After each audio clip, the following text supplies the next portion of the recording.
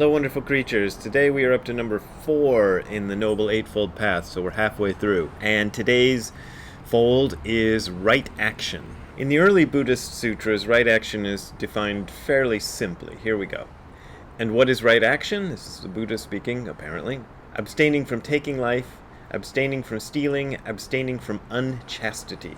This is called right action. So those of you who've been hanging with me for these last few videos will recognize that those are the first 3, let's do it the European way, of the 10 grave precepts. So don't steal, don't kill, don't misuse sexuality. Unchastity is how they put it here. In the early days of Buddhism, monks were expected to be completely celibate, so chastity means celibacy. When I read that, I take those 3 as kind of stand-ins for a longer series that they didn't want to put in there, and I read right action as simply being ethical action. And trying to define ethical action, well, this has been what I've been writing my book about for the last few months. It's really difficult because you get into a sticky situation, and the early Buddhists realized this too when they had hundreds and hundreds of precepts that were, trying to cover every situation. One of them said, and this is the one I always love to bring up, it actually said it's okay to run up a tree if an elephant is chasing you. That was a moral precept. Apparently this must have come up sometime in India in Buddha's day, or around that time, and they decided, okay, this was ethical action, was to run up a tree if an elephant is chasing you. So, when you try to account for every situation, you just get into a messy, sticky mess. So they just say right action, ethical action, and then leave it up to you, dear reader, or Buddhist follower, to figure that out. In 108 Gates of Dharma Illumination, here's what Dogen says about right action. He says, "Right action is a gate of Dharma illumination, for with it there is no karma and retribution." Now I take this to mean that he's indicating right action is action taken without a view of self and other. So karma and retribution only happen when you have an idea that there's one sort of individual acting against or for or with another individual.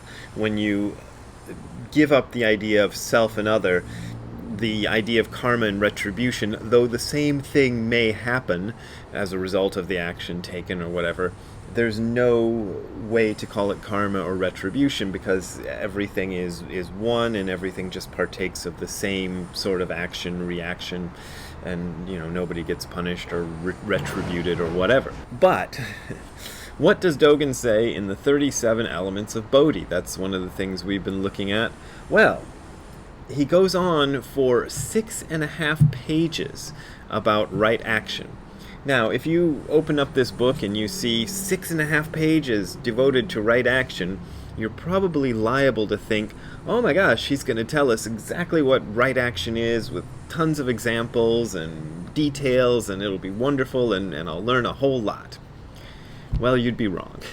Unfortunately, what follows his bringing up of right action, what is right action, is basically a 6.5 page rant of why it is better to be a monk being male or female, than a layperson. And let me give you a couple examples. Here we go.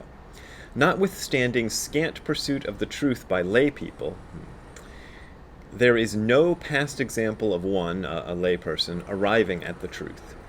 When we arrive at the truth, we inevitably leave family life, and that's a shuke, that means becoming a monk, ordaining.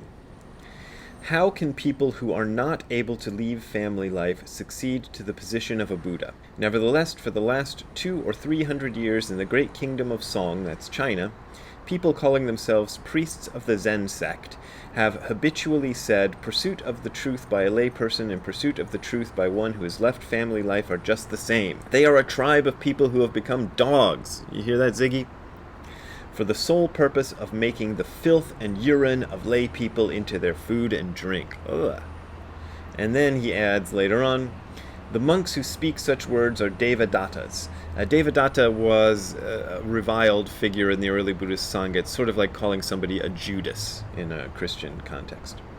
In order that they might feed upon tears and spit, they produce childish and demented talk like this. They are deplorable. They're a basket of deplorables. I would say, They are not the kindred of the 7 Buddhas, they are demons and animals. Dogen, having said this, might be calling himself a Judas, because let's look at what he says in Bendua, one of his most famous pieces of writing. The Wholehearted Way is how it's often translated, because a book came out under that title a few years ago. And here's what he says there. Someone asks, should this practice also be undertaken by laymen and laywomen, or is it performed only by people who have left home? He's talking about Zazen here. I say, an ancestral master has been heard to say that with respect to understanding the Buddha Dharma, we must not choose between men and women, high or low, and also, obviously, lay people and monks. Then, right after that, we read, someone asks, people who have left home get free of all involvements at once, so they have no hindrances in practicing Zazen and pursuing the truth. How can a busy layperson devotedly do training and be at one with the unintentional state of Buddhist truth? And Dogen's answer is very long, but part of it goes, the Buddhist ancestors, overfilled with compassion, left open a wide and great gate of compassion so that all living beings could experience and enter the state of the truth. What human being or God could not want to enter? Thus, when we study the past and present, there are many confirmations of such experience and entry, and this is followed by a list of famous Chinese lay people who had attained the truth. Next he says, in the great kingdom of Song, the present generation of kings and ministers, officials and commoners, men and women, all apply their mind to the ancestors' truth without exception. Both the military and literary classes are resolved to practice Zazen and to learn the truth. Those who resolve it will, in many cases, undoubtedly clarify the mental state. Thus, it can be naturally inferred that worldly affairs do not hinder the Buddha Dharma. So Bendua was written in the year 1231, and that piece I just read, the 37 Elements of Bodhi, was written in 1244.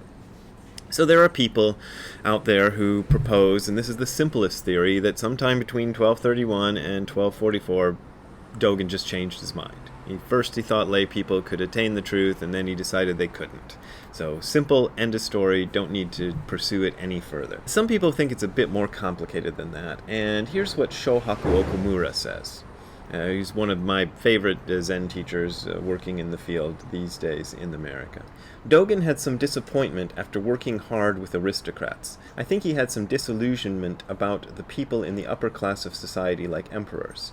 His father was a secretary of the emperor. His grandfather was a prime minister, so he knew that society.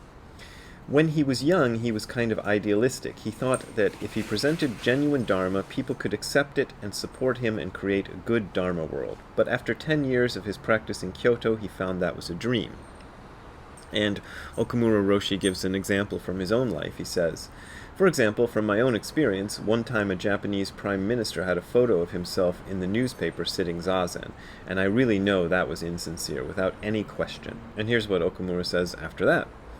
Dogen wanted to create a place where sincere people can get together and practice with him. To encourage those people who came to practice with him at this remote place, he wrote this kind of admonition or warning to his disciples. I'm not sure that he wanted to return to a separation between lay and monastic practice, but he wanted to make a small place where a small number of people could practice. I don't think he rejected lay people, but his idea was for a small number of monks to practice at the monastery in a quiet place, and for lay people to support and join the practice whenever they can. This is similar to the original form of the Buddhist Sangha.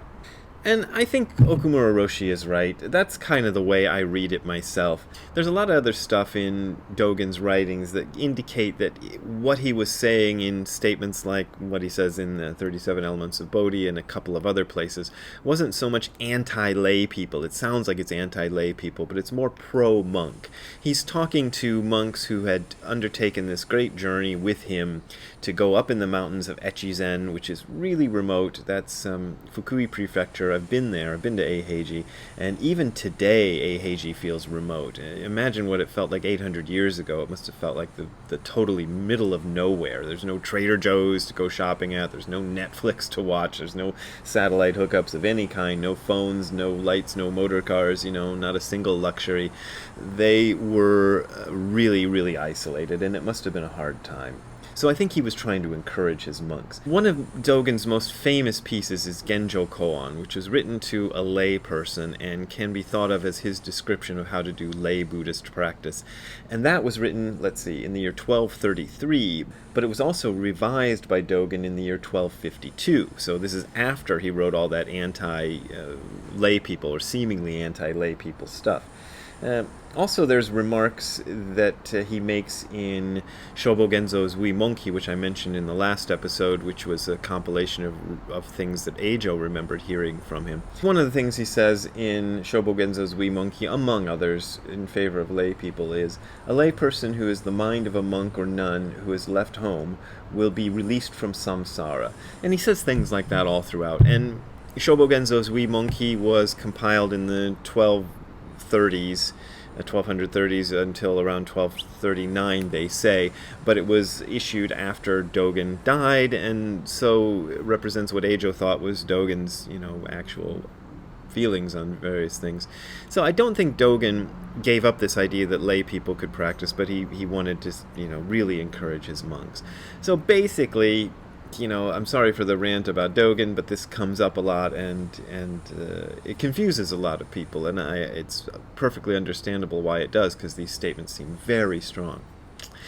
But I think right action just means ethical action, and that's what we've been talking about for a long time on this channel, and, it's pretty simple. So there you go with right action. Spent like 13 minutes trying to explain to you something that just means do the right thing, do ethical action. And if you want to contribute to me doing some more right action, you can contribute via the link you're seeing on the screen below, or if you're on YouTube, you can go directly to my PayPal and Patreon pages. I have links in there in the description section. That is my main source of income, and I talked about this last episode, so I won't belabor that point. But I really, really thank you for your contributions. If you're having financial trouble, don't contribute to me, because I'm not desperate. But the reason I'm not desperate is thanks to you people who contribute, and I really want to continue thanking you, and it's great, and have a good time all the time. See you later. Bye.